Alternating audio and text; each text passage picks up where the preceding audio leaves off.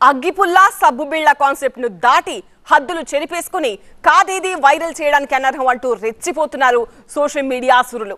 ఇన్ఫ్లుయెన్సర్ల ముసుగేసుకుని ఇప్పుడు Ahmedabad air India విమాన ప్రమాదం మీద కూడా పడ్డారు. వందలాది చావులను చూసిన అంతులేని విషాదాన్ని సైతం తమ పైత్యాలకు ముడిసరుకుగా మార్చేసుకున్నారు. సెన్సిటివిటీ తెలియని మీవి ఓ బతుకులేనా అని బాధితులు తిట్టిపోసిన ఫలితం లేదక్కడ. చూసారా, బోయింగ్ విమానం ఎంత ఖాళీగా ఉందో. నేనొక్కదాన్నే బోర్డింగ్ లో ఉన్నా. ఇందులో ప్రయాణించే దమ్ము ఎవరికైనా ఉందా? ఎయిర్ ఇండియా విమానంలో జర్నీ చేస్తూ ఒక ఫిమేల్ ప్యాసింజర్ చేసిన వీడియో ఇది. ఏంటమ్మాయి, నీ కామెడీలకి ఇదేనా సమయం అని ఆ అమ్మాయి ఓవర్ యాక్షన్ పై విరుచుకుపడుతున్నారు నెటిజన్స్. ఇదొక్కటే కాదు, సోషల్ మీడియాలో ఇటువంటి విశృంఖలత్వాలు బోలెడని.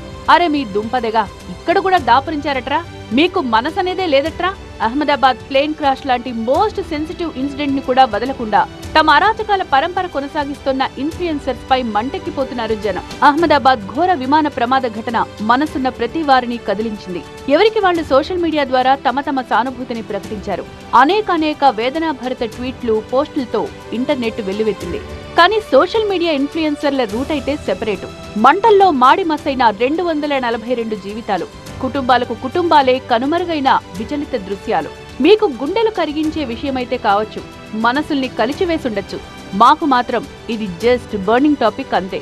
దాని మీద జోకులేసుకుంటాం, రీల్స్ చేసుకుంటాం, లైక్స్ కొల్లగొట్టుకుంటాం, తద్వారా పాపులారిటీ పెంచుకుంటాం. ఎందుకంటే మాకు మానవత్వం ఏంటో తెలియదు అని చాటుకుంటోంది సోషల్ మీడియా ఇన్ఫ్లుయెన్సర్ల మూక. నెటిజన్స్ నుంచి అటెన్షన్ సీకింగ్ కోసం విరగబడి వీడియోలు చేసుకున్నారు. వ్యూస్ ని, లైక్స్ ని పెంచుకోవడం కోసం తమ క్రియేటివిటీని విచ్చలవిడిగా వాడేసుకున్నారు.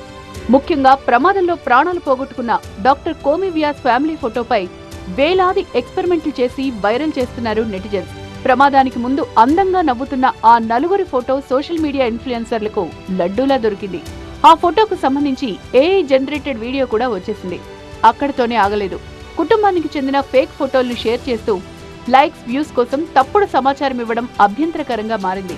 ఇప్పటికే తమ వారిని కోల్పోయి తీవ్ర ఆవేదనతో ఉన్న కోమి సన్నిహితులు, బంధువులు ఈ వీడియోలపై మండిపడుతున్నారు. దయచేసి ఇలాంటి చర్యలకు పాల్పడకండి, ప్లీజ్ మమ్మల్ని మరింత క్షోభ పెట్టకండి అని యూట్యూబర్స్ ను వేడుకుంటున్నారు.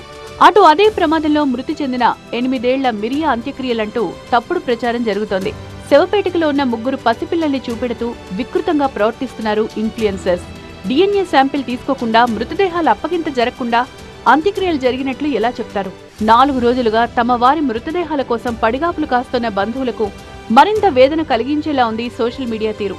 అటు ఎయిర్ ఇండియాపై, బోయింగ్ విమానాల్లో సౌకర్యాలపై విష ప్రచారం చేయడంపై సీరియస్ అయింది కేంద్ర సర్కార్.